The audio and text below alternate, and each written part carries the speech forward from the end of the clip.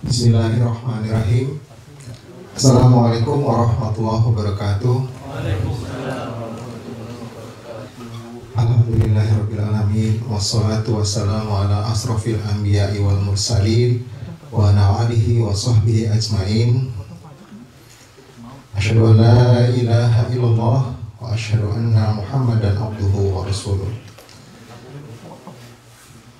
Yang kami hormati Ustaz Irfan, Ustaz kita semua, Ustaz di Masjid Ansan ini, yang kami hormati Mas Bekti dan juga jajaran pengurus dari Indonesia ya untuk Masjid Ansan ini juga,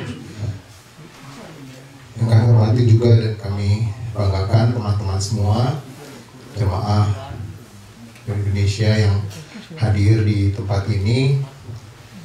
Teman-teman, marilah kita panjatkan puji dan syukur kehadirat Allah Subhanahu wa taala.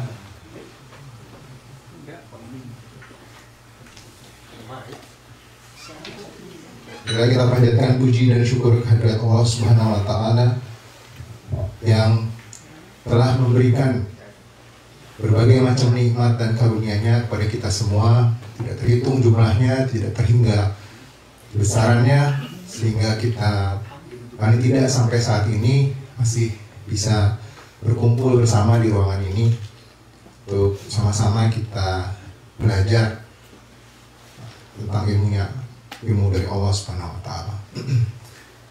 Salawat dan salam tentunya juga kita sampaikan kepada junjungan kita Nabi besar Muhammad sallallahu alaihi wasallam,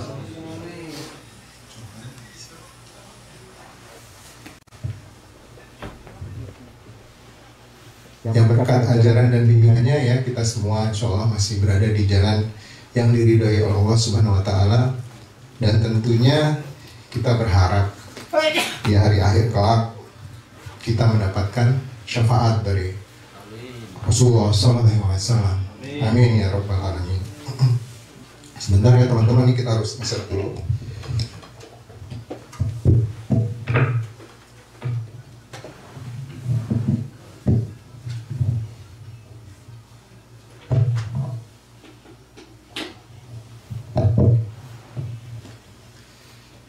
Semua sambil menunggu ini ya, menunggu topnya nyala, terus kemudian connect sama wifi-nya ada mas.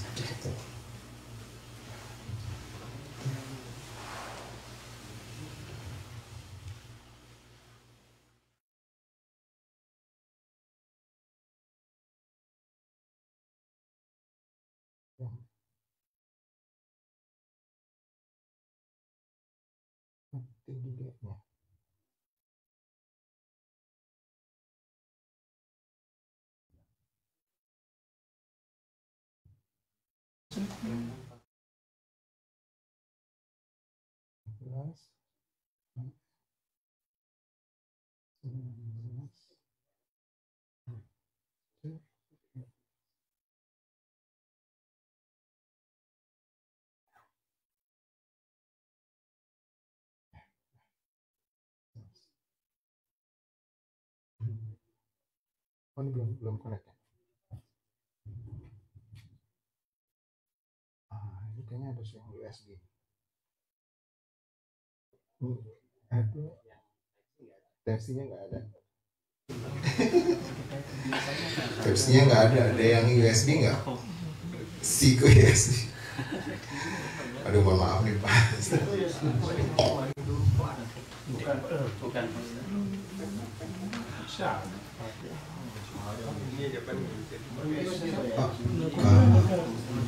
SDM atau SDMI ada nggak SDM?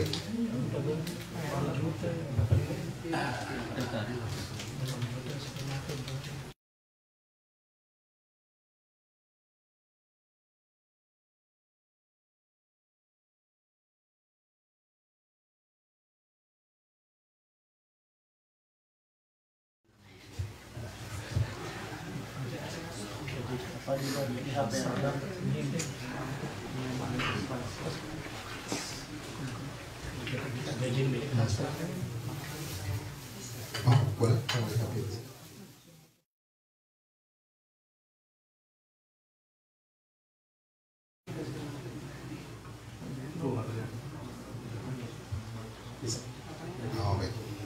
itu saya tutup aja.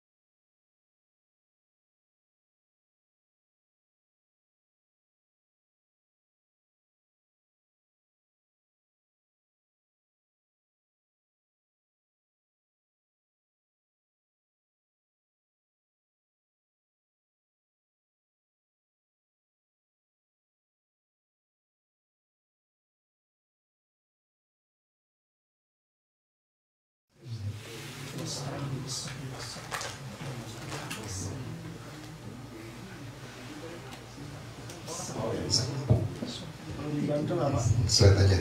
Perlu dibantu. Nggak usah, kalau Mas saya aja. Terima kasih Mas.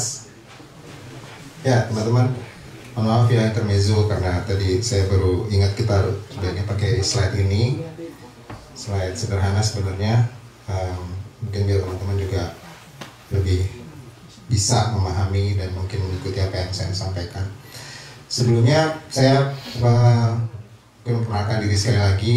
Nama saya Teguh Zulkaryadi, kebetulan di KBRI diminta untuk menjabat sebagai koordinator fungsi protokol dan konsuler. Sebagian besar teman-teman di sini mungkin udah kenal saya atau sering lihat saya di sini gitu ya. Terakhir kemarin beberapa minggu yang lalu ya ada yang menikah di sini. Saya juga menjabat sebagai pegawai pencatat nikah istilahnya. Jadi karena ada teman yang menikah di sini kita bantu untuk cara ijab kabulnya ya dan pencatatannya. Nah teman-teman semua, saya tidak, ini mungkin dari awal saya disclaimer dulu ya istilahnya, menyampaikan bahwa saya kelasnya mungkin bukan ustadz gitu ya, saya jauh ilmunya dari Pak Ustadz Irfan. Saya bukan juga penceramah yang reguler gitu ya, memberikan ceramah pada siapapun. Tapi paling tidak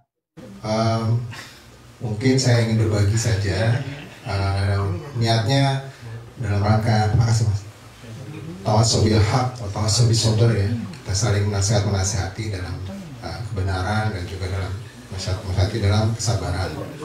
Jadi saya tidak lebih pintar dari teman-teman semua. Saya juga masih banyak belajar tentang hal ini, tentang sholat ya. Masih terus belajar, masih sering salah juga, masih sering yang menurut saya masih banyak perbaikan yang saya perlu lakukan. Tapi paling tidak saya pernah juga belajar mengenai hal ini dan kita ya berbagi aja ilmunya. Saya pernah ikut pelatihannya juga, makanya saya inginnya kita berbagi saja ilmunya. Nanti kita dan saya lebih dari sisi pragmatis, prakteknya ya. Kalau mungkin fikihnya, mungkin Ustadz Irfan jauh lebih mumpuni. Nanti kalau teman-teman yang menjawab ini bisa atau enggak karena fikihnya begini, nah itu mungkin saya nyerahkan pada Ustadz. Mungkin bisa menjawab, nanti membantu menjawab gitu ya. Makanya saya bilang saya lebih karena praktisnya, apa yang saya lakukan, apa yang saya pelajari, lalu kemudian apa yang kemudian menurut saya itu bisa kita lakukan selama kita memang berniat untuk memperbaiki sholat kita. Dari sisi itu,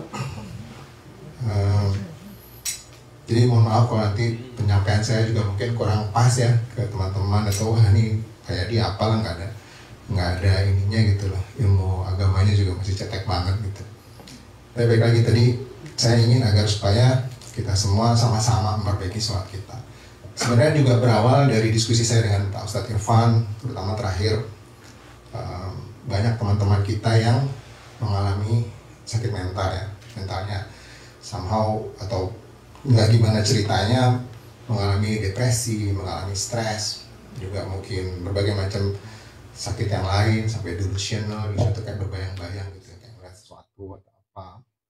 Dan semakin banyak katanya jumlahnya seperti itu. Paling tidak selama saya di sini, saya udah mulai tiba di Korea tahun 2021 pertengahan sampai sekarang, jadi udah hampir tahun keempat sekarang saya Pak. So, itu saya menangani mungkin lebih dari 10 ya teman-teman yang mengalami depresi atau semacam itu. baik yang PMI maupun juga yang mahasiswa, dengan berbagai macam gejalanya. Tapi yang pasti dampaknya itu dampak yang merusak.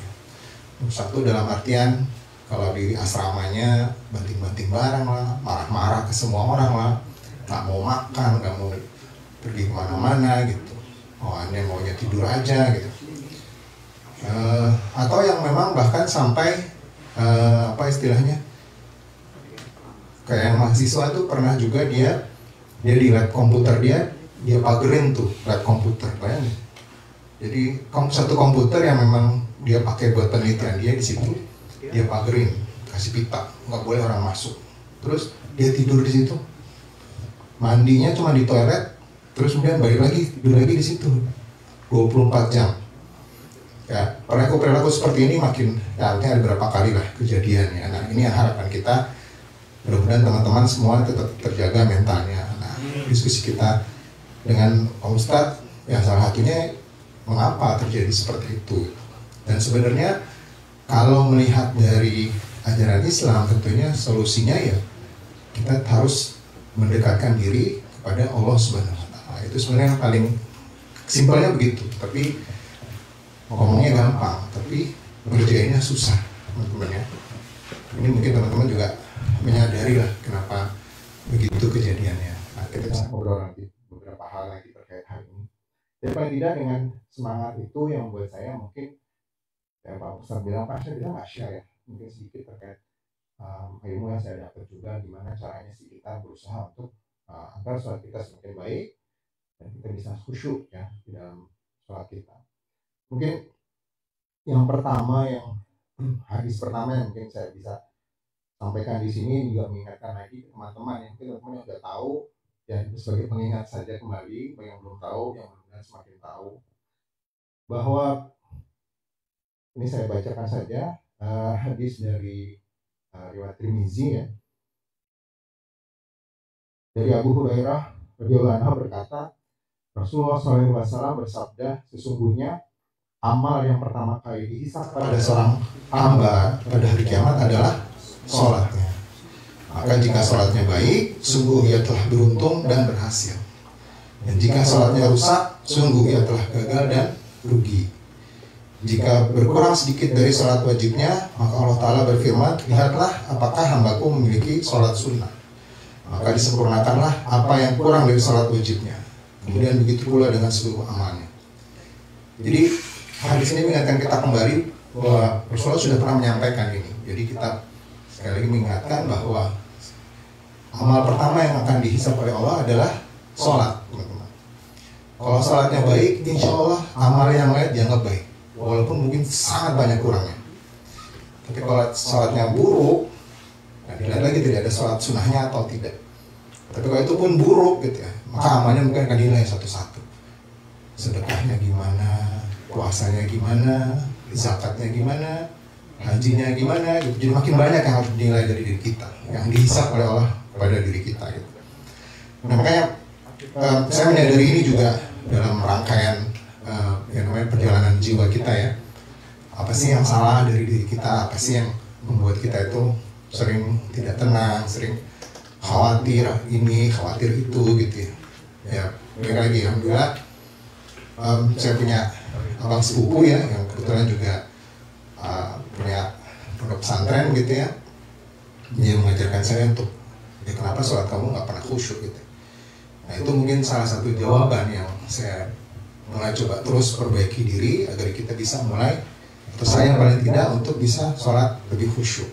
Nah, waktu kemarin saya diskusi sama abang saya terkait ini, beliau bilang udah lihat aja judulnya ini aja biar gampang katanya. Perbaikilah sholatmu agar Allah memperbaiki hidupmu. Jadi yakinlah itu bahwa kalau kita memperbaiki sholat kita, maka Allah memperbaiki hidup kita. Kira-kira gitu ya teman-teman. Lanjut yang berikutnya, coba sekarang kita renungkan beberapa kata-kata yang saya sudah tulis di sini. Umur kita semakin bertambah, tapi sholat kita masih seperti burung beo atau anak. Atau nggak maksudnya burung beo?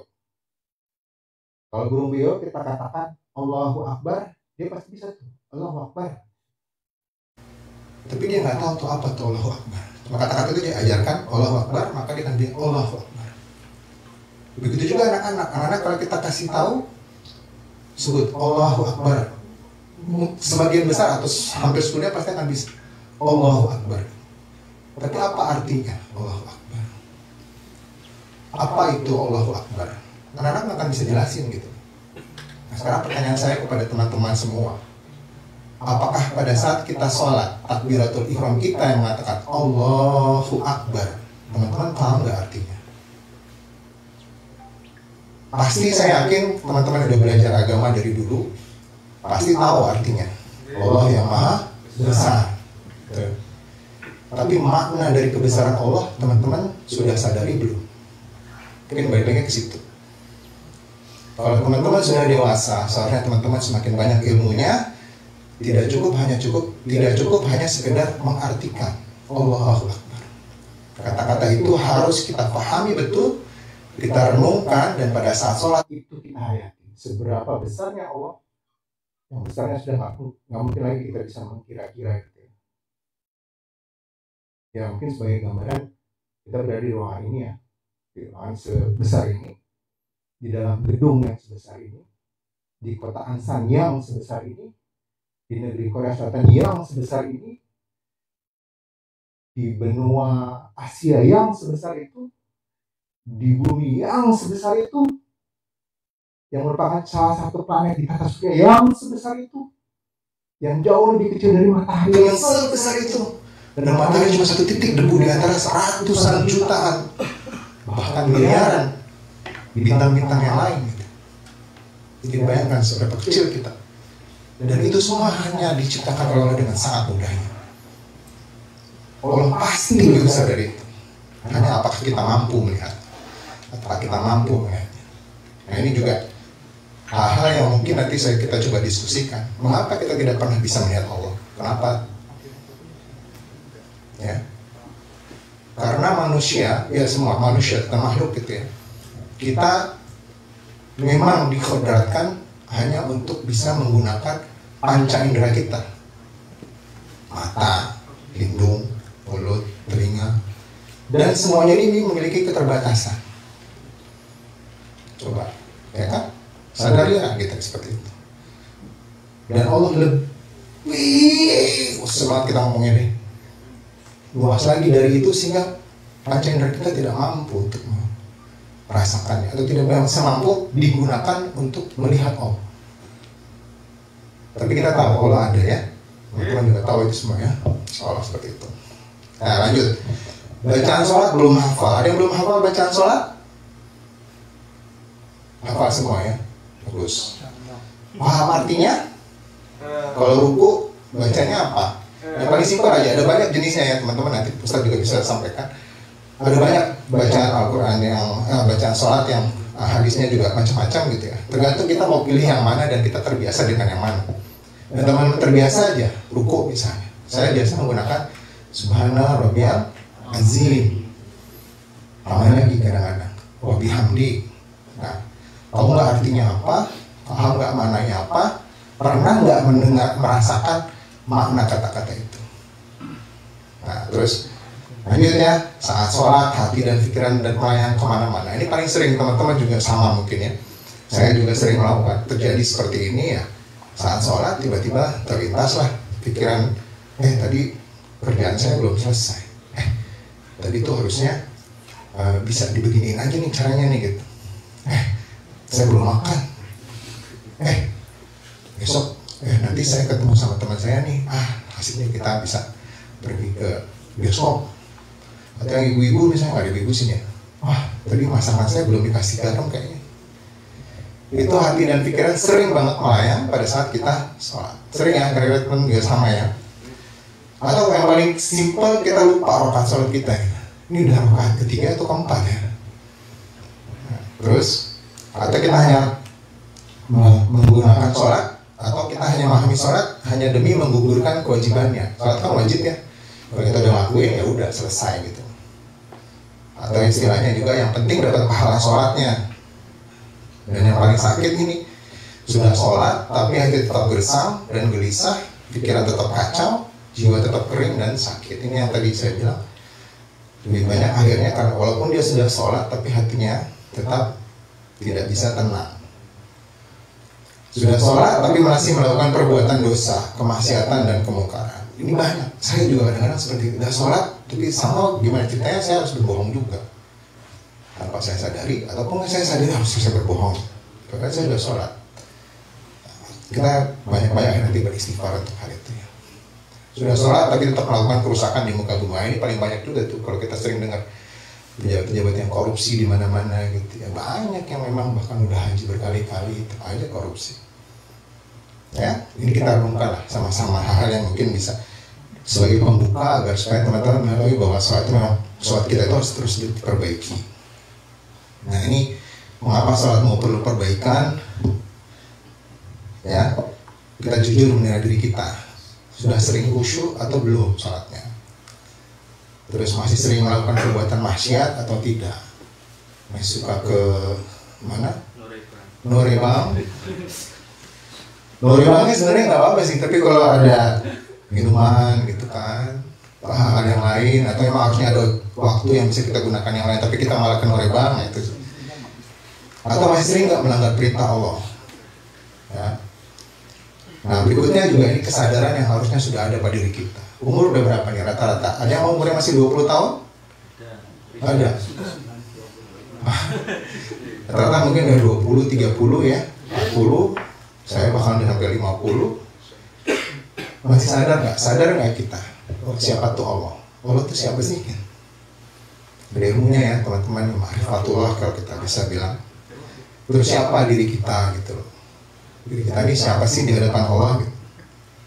Berapa banyak nikmat yang kita terima? Oh ini udah. Kadang-kadang kita tahu kita terima nikmat, tapi ya kita nggak sadar aja bahwa itu sebenarnya nikmat gitu. Teman-teman yang bekerja pasti dapat gaji ya, yang paling gampang. Yang lain-lain, teman-teman masih bisa makan, beli makanan, teman-teman masih bisa bernafas, teman-teman masih bisa melihat, teman-teman masih bisa ngobrol sama yang lain, teman-teman sehat. Wah, banyak banget nikmat-nikmat yang kita terima, tapi kita nggak sadar bahwa itu adalah nikmat dari Allah. Dan lebih parah lagi yang ini, berapa banyak dosa yang kita perbuat. Terlalu banyak mungkin ya. Lanjut ya. Nah ini coba cek sholat kita itu termasuk sholat yang mana? Kelihatan nggak ya? Oh nggak terlalu kelihatan, tapi nggak apa-apa ya. Saya mungkin sebutkan saja. Yang pertama ada yang namanya sholat mabuk. Teman-teman masuknya sholatnya sholat mabuk apa enggak? Saya nggak tahu ya, nanti teman-teman silakan menilai sendiri. Ini di Quran surat An-Nisa ayat 43. Mungkin saya langsung membacakan artinya aja biar cepat ya. Hai orang-orang yang beriman, janganlah kamu sholat sedang kamu dalam keadaan mabuk, sehingga kamu mengerti apa yang kamu ucapkan. Jadi konsep mabuknya yang disebutkan oleh Allah bukan mabuk seperti yang kita tahu, mabuk minum obat. Tapi kalimat yang terakhirnya itu, sehingga kamu mengerti apa yang kamu ucapkan. Kalau kita sadar sholat dengan benar, tapi kita tidak mengerti apa yang kita ucapkan, masuk dalam kategori mabuk. Mabuk. Kalau menurut saya mabuk. Orang itu berarti kita sholatnya masih sholat mabuk gitu.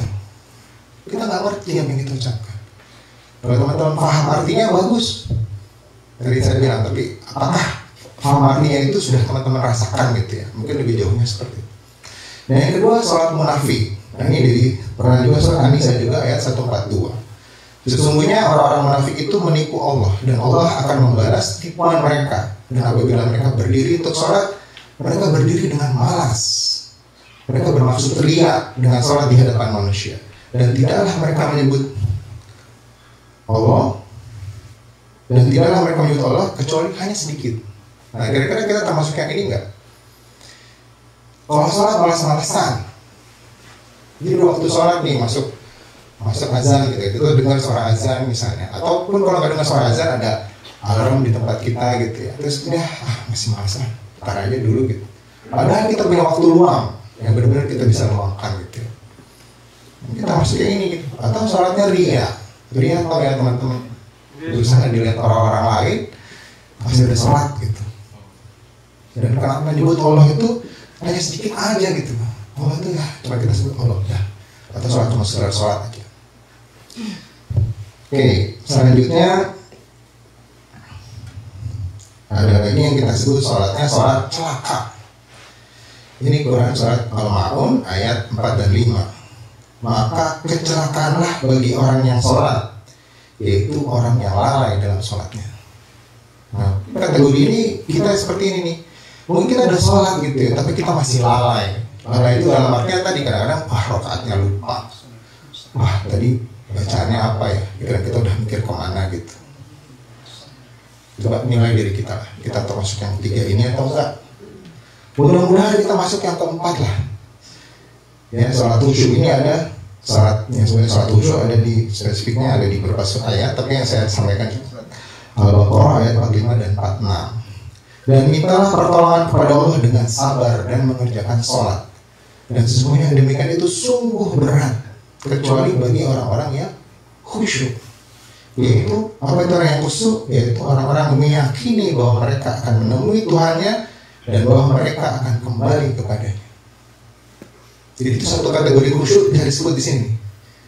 Orang yang meyakini bahwa mereka akan ketemu sama Tuhannya dan bahwa mereka akan kembali kepadanya.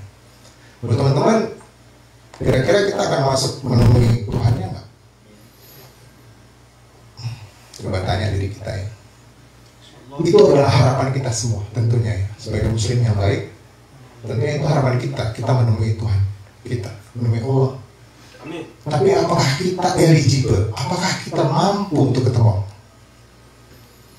Sejak pengalaman manusia, hanya 2 orang yang kuasa menurut saya ya, yang langsung bisa ketemu sama Allah. 3 nih. Pertama Nabi Adam yang memang diciptakan oleh Allah dan istrinya Siti Hawa. 2. Itu langsung ketemu sama Allah. Yang terakhir, 3, Nabi Muhammad SAW pada saat ini orang beliau. Hanya 3 yang bumi udah berapa tahun, udah berapa jutaan tahun. Manusia mungkin diciptakan di zaman Nabi Adam itu, wah, saya juga nggak bisa bilang berapa miliar manusia sudah ada di, tapi belum ada yang bisa mengenal. Dan apakah kita akan ketemu di akhir-akhir nanti? Belum tentu, teman-teman. Ini yang perlu kita lihat ya. Saya mungkin nanti Pak Ustadz bisa juga menyampaikan apa sih kriterianya biar bisa ketemu sama Allah nanti di hari akhir nanti. Tapi paling tidak yang kita bisa gambarkan adalah masuk surga ya nggak? Kalau kita masuk neraka nggak mungkin kita ketemu Allah. Buat apa kalau nggak mau ketemu? Mau aja malaikat di Israel gitu ya. Mau udah saya apa kejamnya? Mau masuk Allah harus masuk surga tuh. Gimana cara masuk surganya? Berbanyak amal kita ya, dan terutama sholat kita. Insya Allah kalau sholat kita baik, kita mendapatkan yang tadi saya juga sampaikan di awal, syafaat dari Rasulullah SAW. Dapat syafaat dari Rasul udah pasti masuk surga. Dan insya Allah kita masuk surga ketemu sama Allah. Amin ya rabbal alamin. Lihat ya. Nah, ada lagi ternyata tingkatan yang namanya sholat khusyuk yang terpelihara. Ini Quran surat Al-Ma'arij ayat 34-35. Dan orang-orang yang memelihara sholatnya, mereka kekal di surga lagi dimuliakan. Jadi kita harus bisa memelihara sholat kita. Yang namanya melihara, teman-teman, jadi nggak kita biarin mati gitu. Kita melihara binatang misalnya, kita rawat dia, kita kasih makan, kita sayang-sayang, kita mandiin, kita obatin. Begitu juga sholat kita, harusnya kita pelihara. Jadi pelihara itu bukan dalam artian stuck begitu-begitu aja. Atau tadi sudah bilang, umur udah 35, sholat masih seperti anak umur 5 tahun. Berarti kita nggak melihara sholat kita. Berapa banyak tuh waktu sholat yang terbuang, tidak bisa kita pelihara gitu. Insya kalau yang benar-benar bisa pelihara seperti ini, ya, Allah menjanjikan ya, kekal di surga lagi dimuliakan. Nah, ada juga yang terakhir adalah sholat khusyuk yang bisa memperbaiki akhlak kita. Atau kalau di sini Al-Ma'arij ayat 23-nya kita sebutnya allazina hum ala sholatihim daimun. Jadi kita anggap yaitu orang yang tetap mengerjakan sholatnya. Sholatnya kita sebutnya sebagai sholat daim. Nah, terus ada sambungannya, kita coba sambungkan dengan surat Al-Fatihah. Kamu lihat mereka ruku dan sujud mencari karunia Allah dan keridhaannya. Tanda-tanda mereka tampak pula pada muka mereka dari bekas sujud. Ya, kalau memang saat kita ada salat yang baik, pada saat kita ruku dan sujud kita benar-benar mencari karunia Allah dan keridhaan Allah atas salat kita, atas ruku kita, atas sujud kita, dan tampak bekas-bekasnya gitu. Nah, tampak bekasnya mungkin bukan cuma sekedar fisiknya, mungkin teman-teman lihat ada yang dahinya hitam misalnya, tapi mungkin bukan itu yang dimaksud dari ini, karena makna Al-Quran umumnya banyak adalah makna kiasan. Jadi bekasnya itu adalah dari amal-amal setelah kita sholat. Berapa banyak kita melakukan amal yang soleh, amal yang baik setelah kita sholat. Ya, itu mungkin seperti ini ya. Lanjut, ya kita berapa lama ya mas? Selesainya, ini selesainya ada 45. Kalau memang ini moga kita bisa ini kan aja ya. Kalau saya coba selesaikan, tapi kalau memang udah terlalu malam nanti teman-teman bisa Bisa 2 kali nanti. Bisa 2 kali ya. Baik. Nah ini coba lihat teman-teman, apa motivasi teman-teman pada saat mau sholat? Apakah kebiasaan? Kita biasakan sholat dari kecil kan? Karena terbiasa sholat, kita sholat. Jadi dari kecil nggak pernah berubah, hanya kebiasaan. Atau ketakutan motivasinya. Kita takut dosa. Tapi yang penting pahala gitu. Nah, itu kita hanya takut karena dosa kita. Dan atau yang penting dapetin pahalanya gitu. Atau sholat karena keperluan, bahwa kita perlu sadar bahwa kita itu manusia yang lemah, yang perlu Allah. Ya mudah-mudahan at least yang ketiga ini teman-teman, kita sadar diri bahwa sebelum kita sholat kita sadar diri kita bahwa kita adalah manusia yang sangat lemah.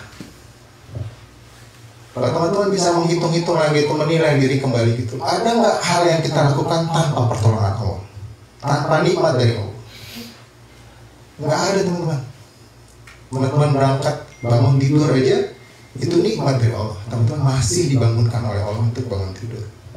Teman-teman ke toilet pipis itu nikmat dari Allah dan bisa keluar kotoran-kotoran kita. Terus teman-teman berwudu pakai air, airnya dari mana? Dari Allah. Semua hal di dunia ini pasti ada hubungannya sama Allah. Kalau kita bisa rasakan itu dari diri kita aja nih, baju yang kita pakai, baju dari mana? Oh dari tukang jahit. Iya, tapi kainnya dari mana? Dari kapas. Kapasnya dari mana? Dari pohon. Mana? Dari Allah. Kacamata yang kita pakai, ini kacanya dari mana? Dari pasir, pasir kuarsa. Pasirnya dari mana? Dari Allah. Ini batangnya dari besi. Besinya dari mana? Dari Allah juga. Apa coba yang tidak dari Allah di badan diri kita? Coba teman-teman ya, ada nggak dari diri kita yang kita bisa membanggakan diri bahwa ini semua hanya dari saya? Nggak ada teman-teman. Kalau kita sadar itu nggak ada. Apapun itu, semuanya dari Allah. Jadi kita benar-benar manusia hanya diberi kesempatan sama Allah untuk hidup di dunia ini dengan tujuannya adalah satu sebenarnya. Teman-teman udah tahu ya, untuk menjadi khalifah di dunia ini. Jadi khalifah artinya menjaga dunia ini. Nanti panjang cerita itunya. Tapi paling tidak kita sadar bahwa kita itu tidak bisa apa-apa tanpa Allah. Jadi kita harus sadar bahwa kita perlu Allah. Atau kemuliaan, yang terakhir itu kemuliaan. Soalnya kalau kita bisa memperbaiki soal kita bisa mencapai ini. Sadar sekali ya bahwa kita itu hamba Allah. Dan kemudian setelah sholat kita berdampak pada akhlak kita. Ini tadi kalau sholat itu kan ada ya, sholat itu mencegah perbuatan keji dan mungkar. Tapi pencegahan itu harus muncul dari diri kita yang melakukan. Ya, coba cek lagi apa sih motivasi kita sholat gitu. Baik lagi nih beberapa ayat yang untuk bisa kita renungkan. Yang pertama surat Toha ayat 14. Sesungguhnya aku ini adalah Allah. Ini kalimat sangat powerful teman-teman. Sangat powerful. Allah menegaskan dirinya. Sesungguhnya aku ini adalah Allah. Tidak ada Tuhan yang hak selain aku. Maka sembahlah aku dan dirikanlah sholat untuk mengingat aku.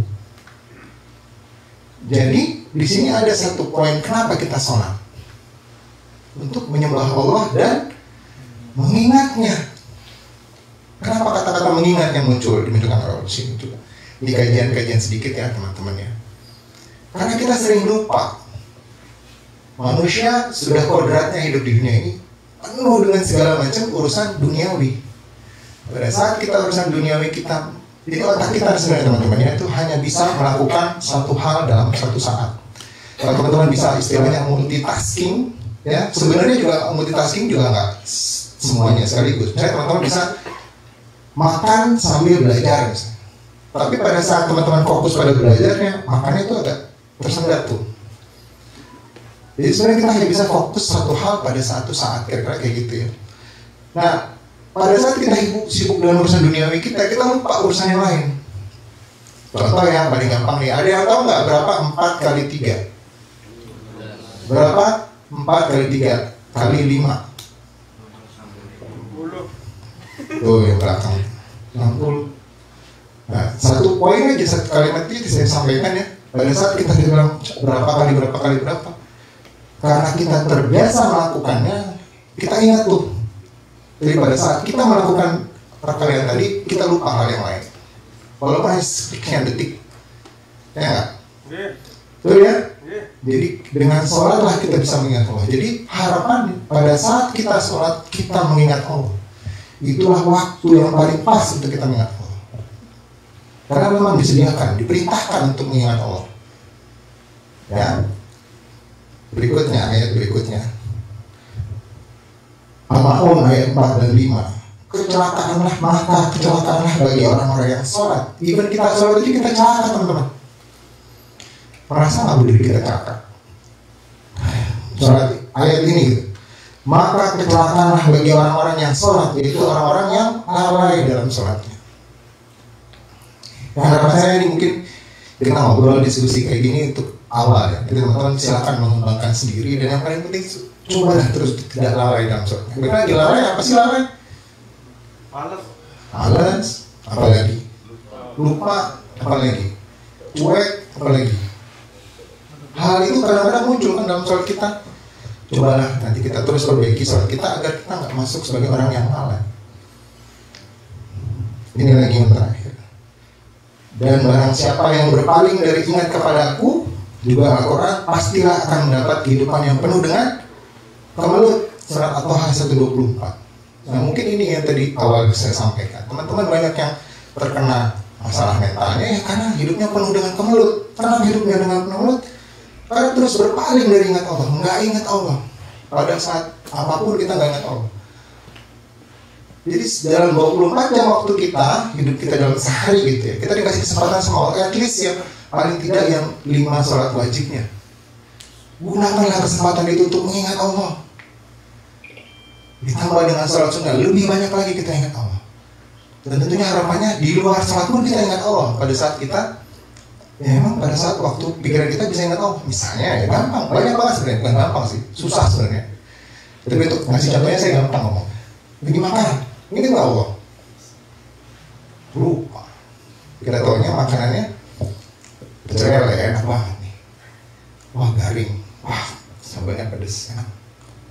Minumnya es teh panas, waduh enak banget itu tenggorokan. Jadi nggak es teh panas. Cobain ya teman-teman. Tapi ada di situ yang tidak, bukan merupakan nikmat Allah. Nggak ada, semuanya nikmat Allah. Tapi kita lupa aja gitu loh. Termasuk saya juga sering lupa. Bahkan baca bismillah di awal aja kadang sering lupa. Kadang lagi makan nih, ada teman beberapa orang termasuk yang non-muslim, Nasrani, langsung sikap berdoa gitu. Ya, oh iya, baru ingat, oh iya saya harus baca bismillah sebenarnya. Tapi kita lupa. Nah ini ya, sering kali kita lupa. Dan pada saat dikasih kesempatan sama Allah untuk bisa sholat, ingatlah Allah pada saat sholat itu ya. Beberapa hadis yang lain. Hadis dari Ibnu Majah. Berapa banyak orang yang bersolat malam, tapi keuntungan yang diperoleh dari sholatnya hanyalah payah dan letih. Coba ya teman-teman, udah ada yang sering sholat tahajud? Saya sih ngaku masih susah, saya juga. Ya, kalaupun yang sholat malam tapi ternyata kayak gini, ternyata hanya payah dan letih. Kenapa? Ya sholatnya tidak berarti apa-apa gitu. cuma capek aja.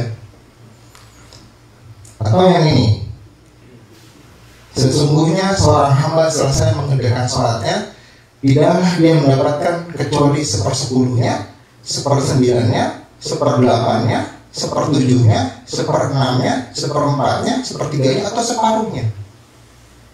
Jadi pada saat kita sholat, teman-teman, sholat Isya, yang paling banyak berapa? Isya ya, 4 rakaat. Dari 4 rakaat itu berapa nilai kita? Khawatirnya masuk yang di sini nih, yang hadis Rasulullah katakan, hadisnya oleh Abu Dawud. 100% nggak bisa dapat kita. Mulai dari terakhir separuhnya. Ada nggak di sini yang seluruhnya? Disebutkan nggak di sini yang seluruhnya? Enggak kan? Ini separuhnya belum tentu. 1/3-nya belum tentu. 1/4-nya, 1/6-nya, 1/7-nya, atau malah nggak ada sama sekali gitu. Yang ada hasilnya, yang dapat nilainya, yang dapat pahalanya, teman-teman. Teman-teman tahu, kita sholat kita mendapat pahala. Tapi berapa persen dari pahala itu? Kalau pahala itu setiap kita sholat pahalanya 1, ini kita masih dapat 1/3-nya, 1/10-nya. Coba bayangin. Gimana cara ngitungnya? Saya nggak tahu, Allah alam bisa. Cara ngitungnya pahala kita, Allah hanya Allah yang tahu. Tapi paling tidak saya bisa ngira-ngira begini. Kita sholat nih ya, kan sholat itu harus dari awal, dari mulai takbir dari niat, takbiratul ihram sampai salam. Banyak kan rangkaiannya itu. Pada saat kita melakukan rangkaian sholat itu, berapa kali kita ingat Allah? Seharusnya seluruhnya, teman-teman. Dari mulai niat, sholli fardu sa'i, kita langsung harus ingat Allah. Takbiratul Allahu Akbar, harus ingat Allah. Kalau enggak, ya mungkin hilang pahala yang sepersekiannya itu. Coba. Dan itu udah berapa lama kita sholat? Nanti ada lagi, nah ini yang paling terakhir, yang paling heboh. Coba teman-teman ya.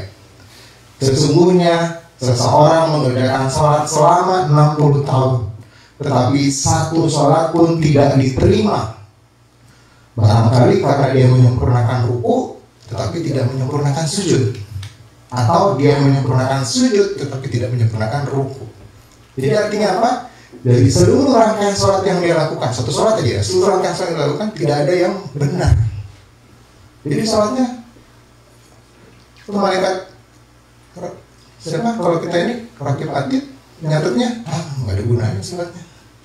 0. Sholat subuh 0. Sholat zuhur 0. Sholat asar 1/10 karena sempat ingat Allah. Jadi Allah Akbar. Sholat maghrib 0. Sholat isya 1/8 karena ingat pada saat ruku pertama sama sujud terakhir. Coba bayangin. Udah berapa umur kita, teman-teman? Berapa kita yakin bahwa sholat kita itu dihitung 1, dihitung penuh sama Allah? 60 tahun coba ya, coba dikalkulasi. Mau dikalkulasi? Coba saya ambil kalkulator nih. 60 tahun berarti berapa hari? Kali 365, benar nggak? 21.900 hari. Anggaplah dia, mungkin ini, dia sholat biasa dari mulai akhir balik berarti umur 10 ya. Berarti 60 kita kurangin dulu 10, jadi 50 kali 365, 18.250 hari. Satu hari sholat harusnya 5 kali. Anggaplah dia sholat seterusnya, sholat terus maksudnya, nggak pernah lupa. Kali 5, 91.250 kali sholat. Ternyata menurut hadis Syihab ini nggak ada yang diterima. Coba bayangin, 91.000 kali sholat nggak ada yang diterima satupun. Rugi nggak dia? Rugi kan? Pertanyaannya kita seperti ini nggak? Insya Allah, mudah-mudahan enggak ya teman-teman ya. Sudah mungkin akan dirilis yang kembali. Mudah-mudahan kita nggak kayak gini. Artinya kita perlu sadari lagi bahwa satu rangkaian sholat dari mulai niat sampai dengan salam itu harus sempurna, teman-teman. Yang namanya manusia tentunya tidak sempurna, pasti banyak kesalahannya. At least paling tidak dapatlah yang 1/10-nya aja dapat tuh bersyukur ya Allah, teman-teman. 1/8-nya dapat udah bagus. Artinya masih ada angkanya. Itu benar ditolak semua. Nol. Setiap sholat nol, setiap sholat nol pahalanya. Jadi buat apa sholat? Ya, kita renungkanlah hal-hal seperti ini ya. Nah ini beberapa hal yang mungkin tadi bagian yang mungkin saya bisa share. Gimana sih cara memperbaiki sholat kita gitu ya. Nah kalau yang saya pelajari ya ini ada kebetulan tadi saya bilang saya belajar dari abang sepupu saya. Lalu kalau teman-teman juga banyak sebenarnya, kalau teman-teman beneran mau belajar di YouTube, di beberapa website juga banyak. Salah satu yang juga saya pelajarin ada dari Ustadz Lukman Hakim, namanya dari Bekasi ya. Dia cukup bagus tuh cara menjelaskannya. Jadi dia khusyuk dengan 3T tadi. Nanti saya jelaskan di belakang. Tapi paling tidak hal ini saya rangkum, ini yang harus kita perbaikin teman-teman. Jadi sholat kita perbaikin bukan cuma saat sholatnya. Perbaikilah sebelum kita sholat atau saat kita tidak sholat. Yang nomor 1 sama nomor 3 itu pada saat kita tidak sholat. Jadi pada saat kita sholat yang nomor 2. Jadi yang pertama sebelum sholat perbaiki paradigma sholat. Yang kedua perbaiki motivasi kita untuk sholat. Yang ketiga perbaiki persiapan dan persyaratan sholat kita. Pada saat sholat kita perbaiki pelaksanaannya. Dan pada setelah sholat kita perbaiki bagaimana kita mengamalkan nilai-nilai sholat dalam kehidupan kita sehari-hari. Dan kita harus terus memperbanyak latihan teman-teman di luar sholat. Nanti kita bisa diskusikan ya. Balik lagi ke sini. Mengapa manusia putus sholat? Ini mungkin beberapa hal yang sebagai pengingat lagi ya. Jadi kalau kita lihat sholat itu sebenarnya adalah kebutuhan pokok jiwa dan rohani kita. Jadi kalau kebutuhan pokok fisik kita, kan kita manusia terdiri dari 2 ya, ada fisiknya, ada rohaninya. Jadi kalau fisik kita, kebutuhan pokok kita makan, minum, tidur, ya misalnya kalau ada nikah, berhubungan, suami istri, itu kebutuhan pokok kita. Tapi kalau untuk rohani kita, sadar nggak jiwa kita ini kita perlu butuh apa ya? Jadi sholat sebenarnya, kalau kita sadar itu sebenarnya sholat kebutuhan kita. Sholat juga merupakan sarana bersyukur kepada Allah. Ini sholat itu banyak benar nanti makna dan hakikatnya. Tapi kita bisa lihat bahwa sholat itu sebenarnya sarana buat bersyukur kepada Allah. Bahwa tadi beberapa hal kaitan dengan nikmat kita saya sebut. Tidak terhitung nikmat dan karunia yang kita terima. Dan tanda bahwa kita memiliki akal sehat yang tahu berterima kasih ya teman-teman. Mudah-mudahan kita semua memiliki akal sehat. Orang akal sehat kan kalau diberi dia bilang apa? Makasih. Ada orang ngasih nih, kita dikasih, kita sehat, kita nggak cuek aja kan? Berarti kita bilang terima kasih. Kalau sama orang aja kita bisa bilang terima kasih, masa sama yang maha pemberi kita tidak bisa berterima kasih atau lupa berterima kasih. Nah, sholat sebagai salah satu sarananya teman-teman. Ya, tentunya juga harapan bahwa Allah terus menambah nikmat dan karunia-Nya gitu. Sebagai manusia kita di dunia ini ya pasti penuh banyak kebutuhan. Tapi kita harapkan Allah terus menambah nikmat kepada kita agar kita bisa memenuhi kebutuhan kita. Nah, juga sholat sebagai sarana meminta tolong. Ya, bagaimana lagi? Gimana sih? Kenapa kita mesti minta tolong sama Allah? Ya sadari lagi teman-teman. Kita harus sadar bahwa manusia itu makhluknya lemah. Butuh bantuan kekuatan dari yang maha kuat. Manusia itu punya banyak masalah. Butuh pertolongan dari yang maha menolong. Manusia banyak kebutuhan yang butuh jaminan pemenuhnya dari yang maha kaya. Dan manusia sering berbuat dosa. Butuh petunjuk hamba dari yang maha pengampun. Kita mulai misalnya untuk perbaikan paradigma. Apa sih paradigma? Paradigma itu adalah pola pikir atau cara pandang seseorang tentang suatu hal. Biasanya terbentuk dari proses panjang pembelajaran dan pengalaman. Ya, sama misalnya kalau misalnya paradigma kita makan apa? Makan itu untuk kebutuhan fisik kita. Artinya kita lapar, kita mau makan. Makan tapi makannya gimana? Manusia yang baik makan dengan paradigma yang baik, duduk di kursi, makan dengan tangan kanan misalnya. Itu bagian dari paradigma kita. Kita melihat cara pandang kita seperti apa tentang suatu hal. Gimana tentang sholat? Nah ini. Jadi paradigma itu sangat tergantung seberapa jauh atau seberapa dalam pembelajaran kita. Kalau manusia atau diri kita atau seorang anak tidak pernah diajari oleh orang tuanya, tidak pernah tahu ilmunya bahwa makan itu pakai tangan kanan, dia akan pakai tangan kiri, tangan kanan, terserah dia, atau bahkan langsung masuk ke mulutnya gitu. Ini harus tahu belajarnya kayak apa. Terus bagaimana kebiasaan dan budaya lingkungannya dari kecil. Ada nggak contoh konkret di lingkungannya? Mungkin bisa jadi teman-teman kita melakukan sholat masih seperti kita karena kita contoh orang tua kita contoh teman kita contoh guru kita misalnya. Dan itu terus terbiasa dari kecil sampai sekarang. Yang namanya kebiasaan terus ke bawah teman-teman. Kalau saya pernah pelajarin, kalau teman-teman mau merubah satu kebiasaan ya, misalnya mau kebiasaan minum kopi jadi nggak minum kopi. Cobalah untuk tidak minum kopi selama 21 hari teman-teman. Hari ke-22 harusnya sudah lupa untuk sama kopi. Kira-kira kayak gitu. Ya itu yang saya pelajarin, karena otak manusia itu perlu waktu proses untuk hal yang baru. Nah kalau selama kita sholat cuma tahunya dari ya begitu-begitu aja, ilmunya begitu aja, kita nggak pernah mau belajar, kita nggak pernah melihat contoh orang lain, kita nggak mau baca-baca buku lagi, ya begitu-begitu aja. Artinya nggak akan pernah bisa perbaikan. Nah, untuk paradigmanya itu sadari dan pahami dan hayati tujuan hakikat sholat. Nah, sholat itu kita harus ubah. Ini teman-teman bisa lihat. Sholat sebagai kewajiban atau sholat kebutuhan jiwa. Dan apakah sholat sebagai rutinitas atau pertemuan istimewa. Nah, ini ada maknanya teman-teman. Kita mungkin sebagian besar seperti kita tadi saya sampaikan, kita sholat hanya untuk menggugurkan kewajiban. Kita nggak butuh sholat karena itu bukan kebutuhan jiwa kita. Terus sholat itu hanya sebagai rutinitas ya, 5 kali sholat sekali, 5 kali lah ya. Tapi kita nggak pernah mengatakan bahwa sholat itu adalah pertemuan istimewa dengan Allah. Sholat, arti sholat itu apa teman-teman tahu nggak ya? Nanti Pak Ustadz bisa menambahkan juga. Jadi yang saya tahu sholat itu artinya hubungan sebenarnya. Jadi hubungan antara manusia dengan Tuhannya. Berarti pada saat sholat kita sebenarnya hakikatnya kita ketemu dengan Allah. Kalau kita ketemu sama wali kota Ansan, apa yang kita lakukan? Pasti kan kita mempersiapkan diri nggak ya? Pakai baju yang bagus, waktunya kita jangan sampai telat gitu ya. Sepatu yang bagus, bicara pelan-pelan biar dia ngerti gitu. Nah kita mau ketemu sama Allah ya, yang Tuhan dari Tuhannya sih wali kota Ansan. Terus kita nggak istimewa gitu ketemu sama Allah.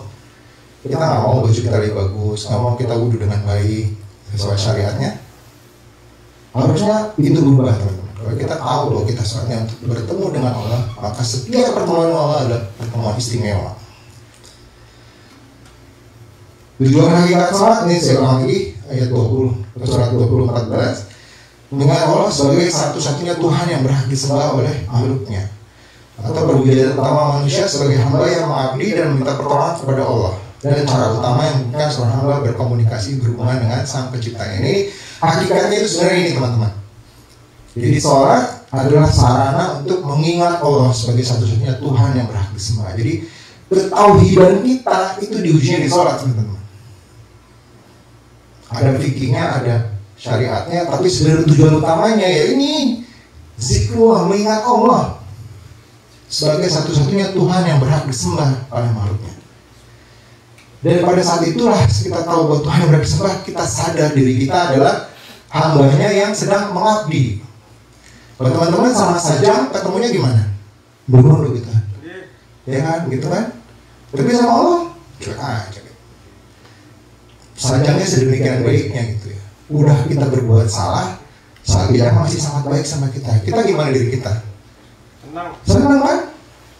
Nah ini kita kepada Allah gimana? Allah sudah sedemikian baiknya sama kita, tapi kita masih jadi pencuri, kita bisa jadi pezina, kita bisa masih jadi pembohong, pendosa. Allah tetap berikan karunia-Nya kepada kita. Seberapa baiknya Allah. Nah, kita harus sadar bahwa kita itu sebagai hamba, ya, hamba yang mengabdi kepada Tuhannya yang sedemikian baik gitu. Nah ini tadi sholat sebagai kita kesempatan buat kita berkomunikasi dengan Allah. Nanti ada kalimatnya dengan ikhlas dan ihsan gitu ya. Kalau kita ikhlas, kita ihsan. Kalau ihsan teman-teman tahu ya, kita sholat sebagaimana kita seperti melihat Allah. Seperti melihat Allah. Pada saat kita sadar kita tidak melihat Allah, yakinlah bahwa Allah melihat kita, Allah mendengar kita gitu. Ini beberapa paradigma yang tadi saya bilang. Sholat sebagai kewajiban, sebagai kebutuhan. Kalau kewajiban pasti kita, ini beban. Ini beban nih buat kita nih sholat.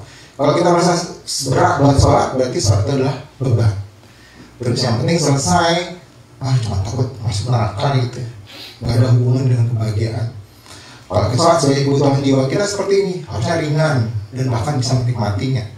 Berusaha agar sholatnya diterima oleh Allah, dilakukan sepenuh hati, dan usulnya agar mencapai kebahagiaan dunia dan akhirat. Belum kelihatan ya? Ini. Kalau sholatnya adalah rutinitas selama pertemuan istimewa, kayak gini rutinitas ya bosan aja kita. Kualitas sholatnya tidak meningkat dan hanya kebiasaan. Kalau kita pertemuan istimewa itu sangat menyenangkan harusnya dan berusaha terus meningkatkan kualitas sholatnya. Saya cepat aja di sini ya. Nah ini tadi perbaiki juga motivasi kita. Jadi apa dorongan? Motivasi adalah dorongan yang memantapkan untuk mencapai tujuan. Jadi kalau teman-teman mau kerja, pasti ada motivasinya dong buat kita bisa pergi kerja, gitu kan? Sama seperti itu. Kalau kita mau sholat, pasti ada motivasinya untuk gimana kita bisa melakukan sholat dengan baik dan mencapai tujuannya. Perbaikan motivasinya terkait dengan paradigmanya. Jadi kalau sholatnya sekedar menggugurkan kewajiban, harus kita ganti menjadi kebutuhan akan Allah. Sholatnya sekedar setor muka, kita ganti dengan ingin bersyukur kepada Allah. Gitu ya teman-teman. Nah ini tadi juga kurang lebih sama. Nah ini kalau kita hanya setor motivasi sholatnya hanya setor muka, ya udah kita selesai aja sholatnya, penting cepat selesai, udah selesai sholatnya kita bisa harus banyak kerjaan yang lain gitu. Kita pasti kayak gini, terburu-buru, hatinya lalai, asal selesai gitu. Tapi kalau sholat kita untuk kita bersyukur kepada Allah, kita inginnya berlama-lama, menikmati dan terus berusaha menyempurnakan sholatnya. Nah, sekarang perbaikan persiapan kita juga harus siap gitu teman-teman ya. Jadi sholat itu juga harus dibantu dan didukung oleh persiapan teman-teman ya. Pertama tadi motivasi kita, lalu kemudian wudhu itu wajib sebelum sholat teman-teman ya, agar kita bersuci dari hadas kecil. Nah ini kalau mandi, kalau ada hadas besar, ini kita harus mandi, jadi harus bersih teman-teman. Nah, terus bersih juga bersih, termasuk bersih pakaian, bersih tempat, waktu khusus. Nah ini yang paling sering banget kita lupa atau sering banget kita. Kira-kira sholat satu kali sholat berapa? 5 menit? Ada yang lebih lama dari 5 menit? Banyak kan? Tapi intinya adalah teman-teman harus meluangkan waktu buat sholat. Bukan sekedar tadi masalah kewajibannya, tapi kita pengen ketemu sama Allah, harus ada waktunya teman. Kalau teman-teman terburu-buru, udah pasti tuh nggak akan bisa merasakan manfaat sholatnya. Terus harus sungguh hati dan pikiran. Nah ini juga tadi sama beberapa contoh yang lain ya. Kurang persiapan, kalau hanya pedang mencukupi kan kayak gini, sholat hanya sambilan.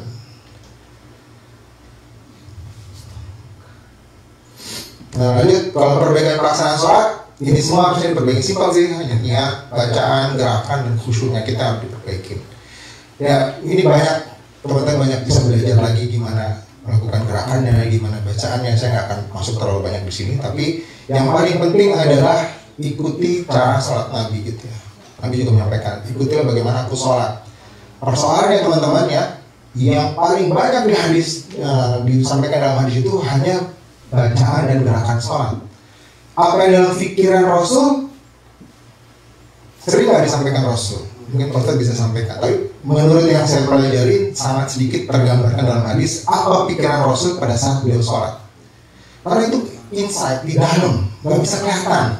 Kalau gerakan bisa kelihatan tuh, sahabat yang satu ngomong begini, sahabat kedua ngomong begini, sahabat ketiga ngomong begini, ada semua hadisnya. Bacaannya ada tuh, sahabat yang satu bilang begini, sahabat kedua ngomong begini. Jadi bisa dicatat dan bisa disampaikan kepada kita. Tapi kalau untuk yang khusyuk, gimana caranya habis khusyuk? Nggak bisa kelihatan tuh. Berapa kali Rasul juga menyampaikan terkait dengan khusyuk, tapi yang beberapa dalam riwayat, misalnya kita mendengar cerita Ali bin Abi Thalib ya, bisakah kamu khusyuk gitu? Terus Ali bilang saya bisa. Kalau kamu bisa, saya kasih sorban saya buat kamu. Udah sholat dia. Nah, dan Rasul tahu Ali ini nggak pernah bohong. Jadi pada saat Ali sudah selesai, bagaimana sholatmu? Kamu bisa khusyuk? Alhamdulillah ya Rasul, saya sholatnya khusyuk sampai tahiyat akhir. Pada saat tahiyat akhir sebelum salam, saya teringat sorbanmu ya Rasul. Artinya ada bagian dari sholat dia yang tetap tidak khusyuk. Dan bagaimana khusyuknya Ali nggak juga diceritakan, ya, ada riwayatnya. Gimana tuh khusyuknya Ali ya? Nah, ini mungkin kaitan dengan khusyuk ini yang mungkin teman-teman perlu pelajari lebih jauh, karena ilmunya macam-macam teman-teman. Ya, saya hanya 1-2 hal yang saya sampaikan di sini. Mungkin teman-teman bisa mengajak teman-teman untuk belajar lebih jauh gitu ya. Ini saya terus cepat aja untuk pelaksanaan sholat seperti ini ya. Bacaan dan gerakan jangan tergesa-gesa. Terus harus yakin sama Allah. Jadi kita perlu tenang teman-teman. Karena saat semua ketergesa-gesaan itu ada pintu masuk untuk setan. Jadi kita harus tenang. Tenang itu kalau dalam bahasa sholatnya kita sebut sebagai tumakninah.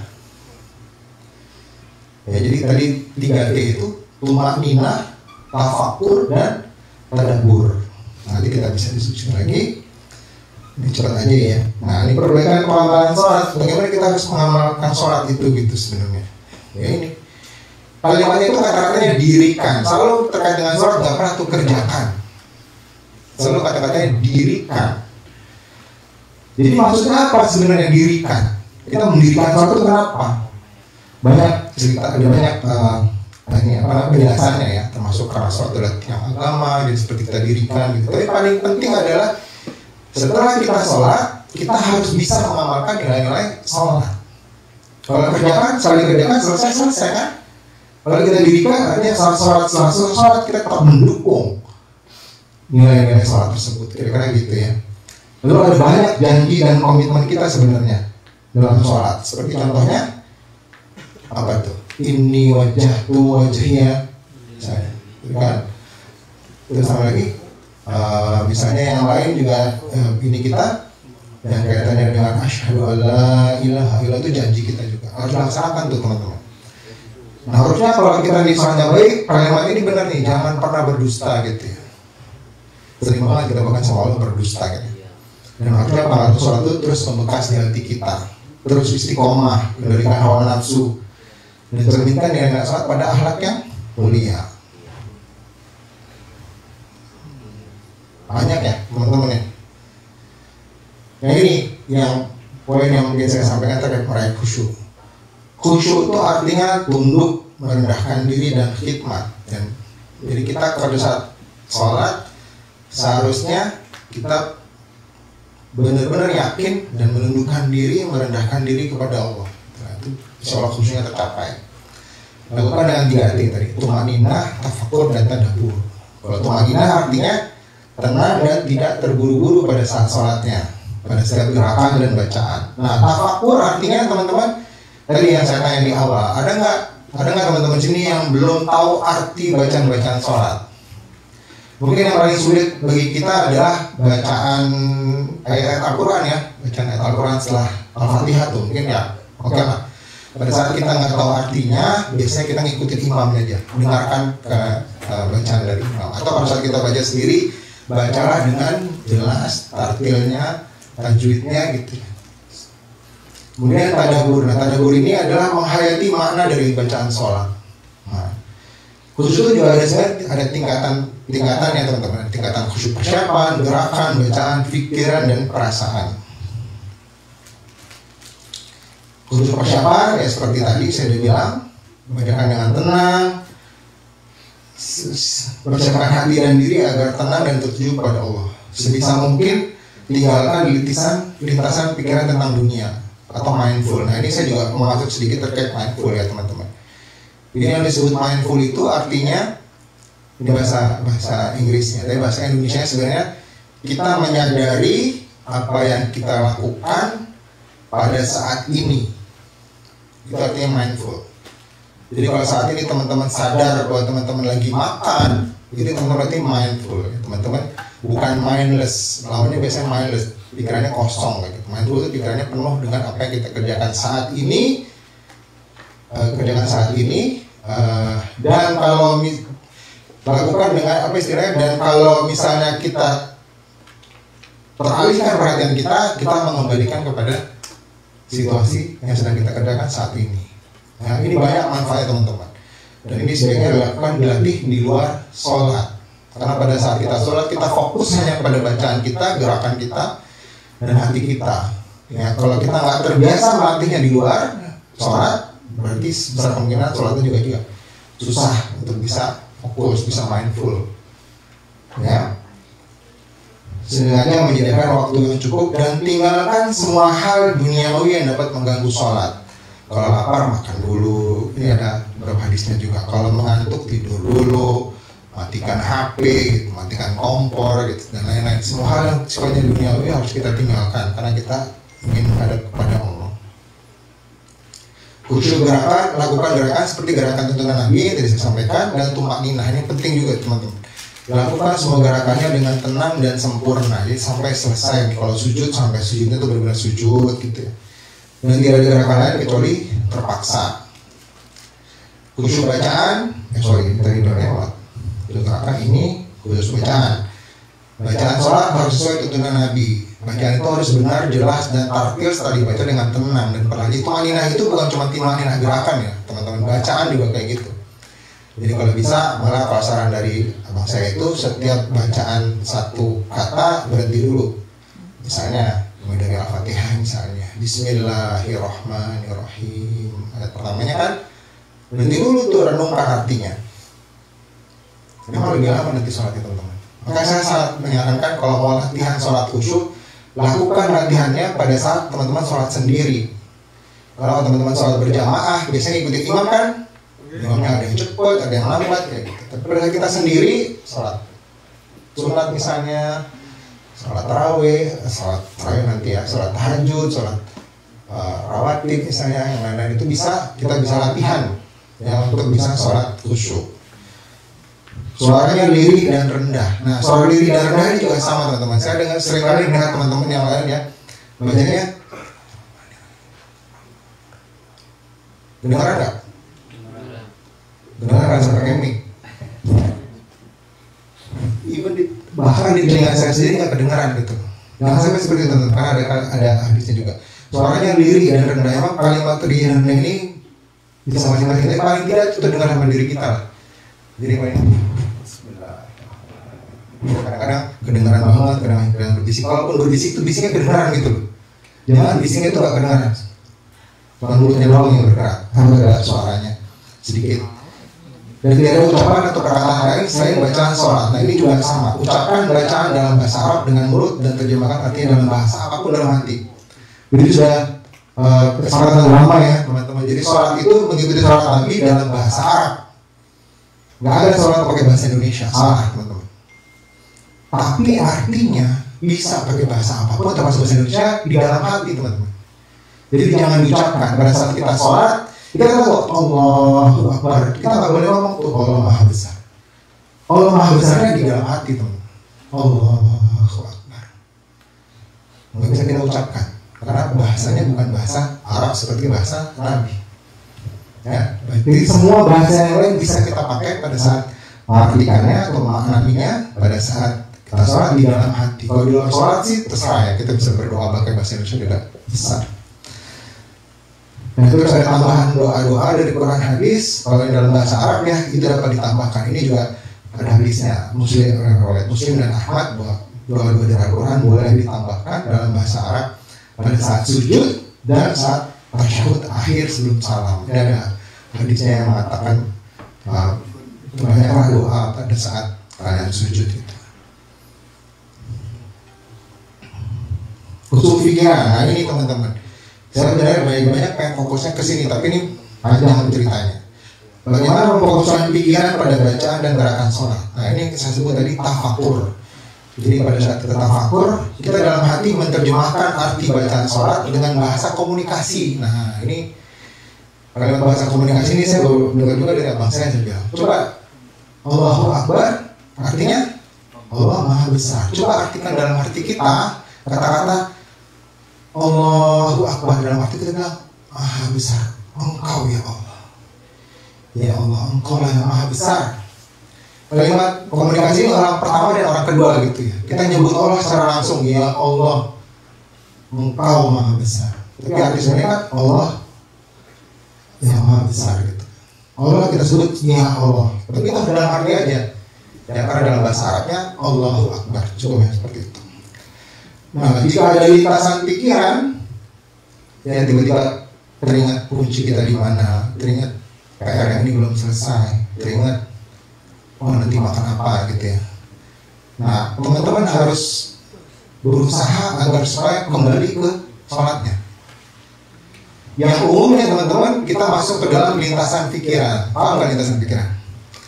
Kalau kita mikir satu, nyambung pikir yang lain, nyambung pikir yang lain, nyambung pikir yang lain, sehingga terlalu jauh dengan pikiran yang pertama. Misalnya contohnya nih, kita lagi sholat, lagi ruku, subhanallah, aku belum makan nih. Nanti makan apa ya? Pecel lele enak nih. Enaknya makan sama si Tony nih. Di warung Rinjani aja. Rinjani murah nih. Juga kurang kali. Gue belum dapat gaji. Coba dari subhanallah rabbil azim kalimatnya gue belum dapat gaji. Itu adalah lintasan pikiran teman-teman. Ya, dan pikiran kita terbiasa atau yang demikianlah fitrahnya. Kalau kita tidak terbiasa mengalihkan kembali kepada titik yang awal gitu. Begitu kita harusnya ya pada saat kita ruku subhanallah rabbil azim, ya kita nggak bisa membohongi diri kita, tiba-tiba kita saya lapar. Allah Maha Besar, tapi saya lapar ya Allah. Jangan langsung mikir, nanti lapar makan pecel lele ya gitu. Jadi saya lapar ya Allah. Langsung balikan lagi, ya Allah berilah nikmatmu, karuniamu ya Allah pada hamba pada saat nanti hamba makan. Balikin lagi gitu. Nah, ini teknik mindfulness sebenarnya teman-teman ya.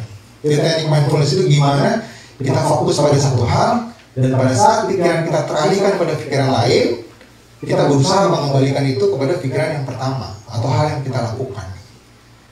Itu namanya teman. Jangan begitu teralihkan pikiran yang kedua, teralihkan lagi pikiran ketiga, lanjut lagi pikiran empat, pikiran lima, sampai udah lupa berapa sholat, rakaat kita udah berapa ya tadi ya. Tuh, itu kan biasa teman-teman gitu ya. Nah, ini perlu latihan teman-teman. Perlu teman-teman membiasakan diri. Nah, ini bagian dari ini silakan lah dilatihkan masing-masing ya. Intinya coba pada saat teman-teman makan misalnya, fokus sama makannya dari awal sampai selesai. Makannya kita nikmatin. Pada kita nikmatin itu kita pasti ingat tuh, Allah nikmatnya ya Allah, enak banget nih pecel lele gitu. Pecel lele dulu sih. Udah lama gak makan pecel lele. Gitu ya, balik lagi ke pikiran itu. Jangan kemudian kemana-mana kayak gitu. Ini harus dilatih. Latihan ini yang paling penting sebenarnya teman-teman. Dan di luar sholat, karena udah sholat kita nggak punya waktu lagi buat latihan. Kita adalah penerapannya gitu ya, istilahnya kayak gitu ya. Karena pada saat sholat biasanya tadi ucapan kita sama pikiran kita sering terlambat tuh pikirannya. Kalau kita sholat atau artinya terlambat kita ucapin atau kita ucapkan dalam hati gitu. Allahu Akbar, makanya Allahu Akbar udah gitu aja. Akhirnya hilang maknanya. Allahu Akbar, Allah Maha Besar dalam hati. Pada saat kita fokus harusnya kita khusyuk, kita tahu tuh Allah Maha Besar sedang kita ucapkan gitu, dan kita rasakan kebesaran Allah yang ada di sekitar kita, bukan ke tadi makan, minum, pekerjaan dan lain-lain. Berusaha terus. Nah, ini saya juga sarankan sekali lagi teman-teman, cobalah terus. Jadi ngaji itu sebaiknya jangan berhenti teman-teman. Ya kalau teman-teman ngajinya berhenti sama Pak Ustadz Irfan ya nggak apa-apa, tapi teman-teman belajar terus untuk terus memperbaiki diri ya. Berusaha terus untuk memahami makna bacaan seluruh bacaan sholat. Dan tantangannya tadi saya bilang, tantangannya itu bacaan surat Al-Quran. Karena surat Al-Quran itu belum tentu semuanya kita hafal ya nggak. Yang paling sering, yang paling gampang deh Al-Ikhlas. Ada yang ingat nggak artinya apa? Qul huwallahu ahad misalnya, Allahu somad. Ya kalau kita ada hafal bagus gitu ya. Tinggal kita renungi maknanya. Allah itu Maha Esa gitu ya. Katakanlah Allah itu Maha Esa. Apa artinya Esa? Satu. Kalau anak saya cuma punya anak satu, bisa nggak saya bilang anak saya Esa? Nggak bisa. Saya cuma punya HP satu, boleh nggak saya bilang saya punya HP Esa? Nggak bisa. Jadi dari pemaknaan kita terhadap Allah, Allah itu ahad, satu. Satunya itu kalau bahasa Indonesia kita sebut Esa. Esa itu kalau dalam bahasa Indonesia berarti rasa bahasanya itu lebih tinggi dari satu. Karena kita satu bisa kita bilang saya punya HP cuma satu, saya punya jam tangan cuma satu gitu. Tapi satunya Allah itu Esa. Nah ini rasa bahasa gitu. Jadi nggak boleh tuh ada yang lain kita sebut Esa sebenarnya ya. Walaupun kadang-kadang kita kasih nama Esa ya. Allah alam bisawab ya, mudah-mudahan itu. Tapi makna satunya Allah itu nggak bisa sama dengan satu yang lain. Karena keterangannya di bawahnya. Qul huwallahu ahad, Allahus samad. Allah hanyalah tempat kita bergantung.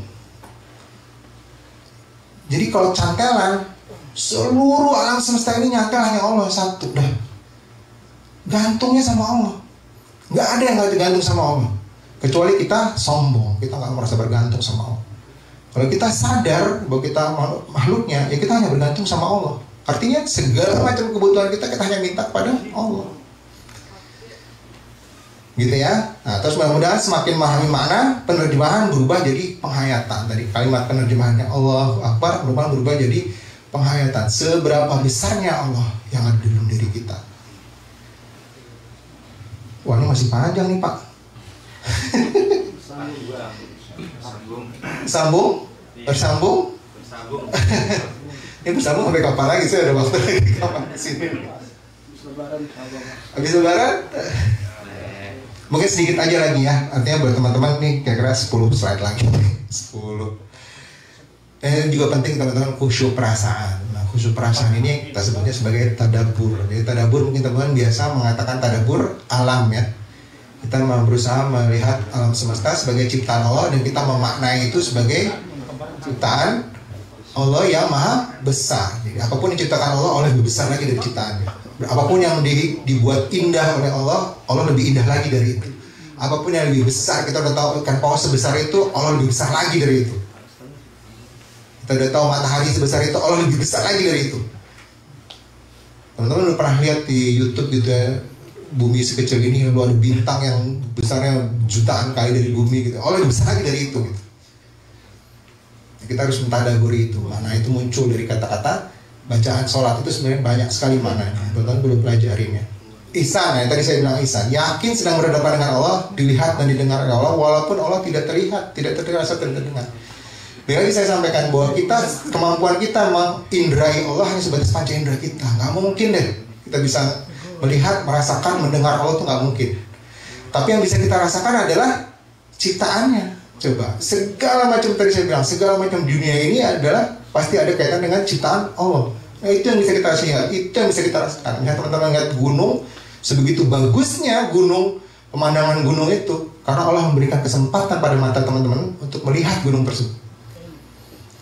Begitu bagusnya matahari terbenam misalnya, bisa semburat merahnya kelihatan gitu ya. Itu karena kesempatan nikmat dari Allah, sehingga kita bisa melihat. Tapi itu hanya ciptaannya. Dan kita tahu seberapa bagusnya itu, dan yakinlah Allah lebih bagus dari itu. Gitu ya, jadi ihsan itu seperti itu. Bacaan oleh lisan, penghayatan oleh hati dan pikiran selaras. Nah kadang-kadang saya yakin teman-teman udah mulai berusaha mempraktekkan ya. Allahu Akbar, Allah Maha Besar. Kadang-kadang hati kita atau pikiran kita nggak sejalan dengan mulut kita. Allahu Akbar. Bismillahirrahmanirrahim. Alhamdulillahirabbil alamin. Ngomongnya aja kita udah mikir, kemudian artinya kita nggak lupa, kita sebutkan dalam hati atau bahkan kita hayati.